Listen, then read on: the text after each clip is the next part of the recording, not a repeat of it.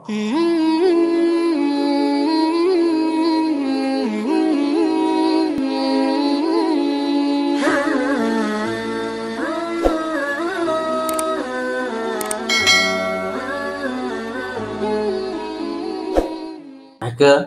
tawallau, mereka berpaling.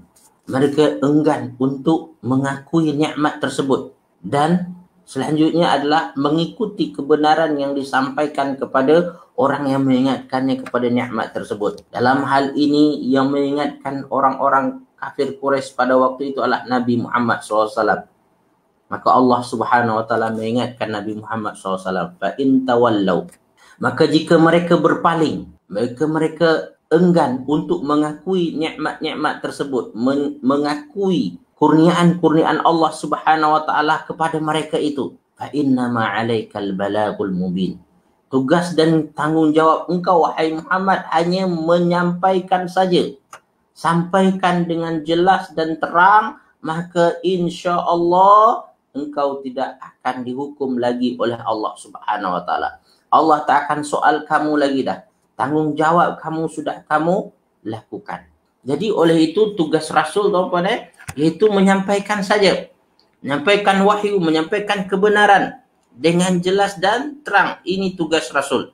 Baik, tuan-tuan dikasihi sekalian, itu dari segi tafsir, dari segi tadabbur tuan-tuan dalam hidup kita ini kita perlu tahu tuan-tuan skop kerja kita. Sebagaimana dalam bekerja kita perlu ada skop kerja kita. Dan company yang bagus, syarikat yang bagus apabila mempekerjakan seseorang, dia akan memberikan skop kerjanya. Dia akan memberikan tugas-tugas yang perlu dia lakukan. Bahkan kita tahu bahawa pada sistem manajemen syarikat terkini adalah ada KPI. Ya, standard yang perlu dicapai. Ada tu. So, saudara fillah ini kasih sekalian, Allah Subhanahu Wa Taala dalam hidup kita ini seperti itu juga. Dia memberikan kepada kita tugas-tugas. Tugas kita diantaranya amar ma'ruf nahi mungkar. Itu mengajak orang kepada kebaikan dan mencegah orang daripada kemungkaran. Tuan-tuan puan-puan dikasih sekalian, ini adalah tugas. Dan KPI yang Allah letakkan adalah apabila engkau sampaikan kepada seramai-ramainya. Sebanyak-banyaknya. Tugas engkau hanya menyampaikan saja. Bagaimana orang nanti menerimanya, mereka beriman atau tidak beriman, mereka percaya atau tidak percaya, itu bukan tugas engkau. Tugas engkau hanya menyampaikan dengan jelas. Maka KPI dia tuan-puan, sampaikan dengan jelas.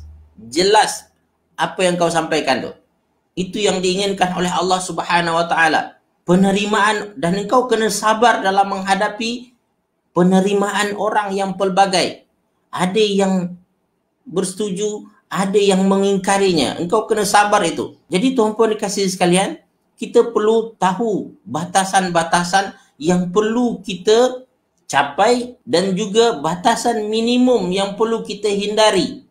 Jangan langsung kita tidak melakukannya, tidak berbuat langsung, senyap saja. So, saudara fillah yang dikasihi sekalian, skop kerja kita di dalam Islam diletakkan dalam satu hukum syariah, nama dia.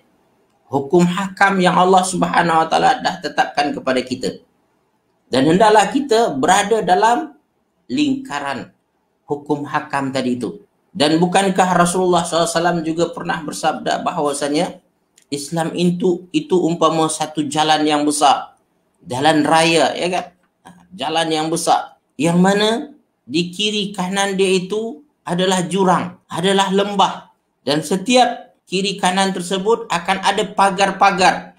Dan pagar itu ditutup. Ditutup dengan semacam langsir, macam satu yang menutup. Maka di awal perjalanan tadi, jalan tersebut akan ada orang panggil, masuk sini, melalui jalan ni, lalu jalan yang lurus ini, jalan yang bagus ini, akan ada panggilan. Dan di ujung jalan nanti akan ada orang yang akan mengingatkan bahawasanya ketika kita ingin terbabas ke tepi jalan tersebut atau masuk dalam jurang tersebut, akan ada yang jangan, itu jalan salah, hati-hati, jangan main di tepi jalan tersebut, nanti kamu jatuh. Itu kata Rasulullah SAW. Jadi Islam itu digambarkan seperti jalan yang lurus, Highway lah bagi kita sekarang. Jalan tol, kan? Highway yang lurus, tuan-puan sekalian. Maka akan ada orang yang mengingatkan nanti. So, tuan-puan, jalan yang lurus itulah syariat Islam. Di kiri kanan dia itu ada batas, divider.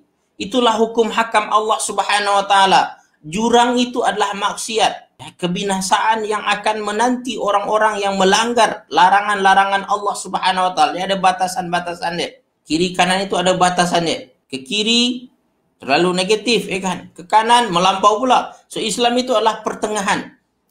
Ummatan wasatan, itu pertengahan. Yang di depan tadi itu yang memanggil, masuklah kamu ke jalan ini, masuklah kamu ke jalan ini. Siapa dia itu? Itu adalah para rasul, para nabi, dan juga sekarang ini adalah para ulama, ustaz-ustaz yang mengajak kita kepada Islam, mengajak kita kepada mengamalkan Islam. Itu adalah yang menyeru di depan tersebut. Dan tuan-puan dikasihi sekalian, tadi kita kata di ujung jalan, di depan sana itu pun ada yang mengingatkan kita. Kalau kita tersilap, kalau kita mengambil langkah yang tak betul, diingatkan itu tak betul, itu salah. Kata Rasulullah SAW yang mengingatkan kita apabila tersilap langkah itu adalah ad-dhamir, hati nurani kita. Mana setiap kita ada hati nurani yang tuan-puan yang tak boleh menerima apabila kita melakukan dosa, melakukan maksiat. Apa tu hati kita? Hati kita sendiri akan terkata, don't do that. Jangan buat tu. Ya, itu tak baik, itu tak bagus. Ada dalam hati kita. Ad-dhamir nama dalam bahasa Arab. Dhamir, tuan-puan dan kasih sekalian, sesuatu yang tersembunyi, tapi dia wujud. Ya. Dalam bahasa Arab kita ada nama dhamir mustatir, kan? Itu kata ganti yang tersembunyi, menggantikan. So tuan-puan dikasihi sekalian, dhamir ini yang dalam ini tuan-puan mengingatkan kita. Tapi hati-hati tuan-puan, dhamir ini makin lama tuan-puan dibiarkan, maka dia akan tertutup. Suaranya makin slow. Nanti sampai satu peringkat tuan-puan, suara tak terdengar lagi dah. Sebabkan apa? Kita mengikuti hawa nafsu, kita mengikuti bisikan syaitan. Maka bisikan hati nurani kita itu sendiri hilang. Baik, saudara fillah yang dikasihi sekalian. Jadi, kenali batasan-batasan ini. Dan Rasulullah SAW karena sayangnya kepada umatnya, karena sayangnya kepada kaumnya tuan-puan, maka Rasulullah SAW apabila mendapatkan respon negatif daripada kaumnya, dia bersedih, dia merasa terkilan. Maka Allah Subhanahu wa taala dalam banyak ayat mengingatkan Rasulullah SAW, fala yahzunka qauluhum inna na'lamu ma yusirruna wa ma yu'linun. Dalam surah apa tu? Dalam surah Yasin, kan? Jangan kata-kata mereka itu menyebabkan engkau bersedih, wahai Muhammad. Kami tahu apa yang mereka sembunyikan, apa yang mereka nyatakan, apa yang sebenarnya dalam hati mereka itu kami tahu, kata Allah Subhanahu wa taala. Dan ayat yang kita baca ini, fa in tawallau fa innama 'alaikal balaghul mubin, ini juga nama dia ayat tasliyah, ayat yang menenangkan Rasulullah SAW terhadap respon kaumnya yang ingkar. Ingkar apa dia? Ingkar kepada nikmat-nikmat Allah Subhanahu wa taala. Ingkar terhadap kebaikan yang Allah berikan. Termasuk apa dia? Ingkar terhadap nikmat sebagaimana disebutkan dalam kitab, tuan-puan dan sekalian, dalam kitab Tafsir Al-Kabir karangan Imam Fakhruddin Ar-Razi, bahwasanya nikmat yang diingkari oleh orang kafir Quraisy adalah itu nikmat yang disebutkan pada ayat-ayat sebelumnya, dan juga dah nikmat pengutusan Nabi Muhammad SAW diingkari oleh mereka. Nabi Muhammad SAW merupakan satu nikmat besar, dan Allah Subhanahu wa taala menyebutkan dalam Al-Quran, wa ma arsalnaka illa rahmatan lil alamin, dan kami mengutus engkau sebagai rahmat bagi sekalian alam. So tuan-puan dikasihi sekalian, dia satu nikmat yang besar, tapi orang kafir Quraisy tidak menyadarinya, tidak menghargai nikmat tersebut. So saudara fillah ni, Rasulullah sedih, maka Allah Subhanahu wa taala mengingatkan kepada batasannya, Muhammad, tugas awak menyampaikan saja, sedangkan memberi hidayah itu adalah tanggungjawabku, kata Allah. So saudara fillah ni, kita kadang-kadang seperti itu dalam hidup kita. Karena sayang kita lah kepada anak-anak, maka kita cuba sedaya upaya membantu dia, menolong dia. Tapi kadang-kadang anak tak menghargai pertolongan kita itu. kita nasihati. Juga kadang-kadang tuan-puan kepada ahli keluarga kita, adik-beradik kita.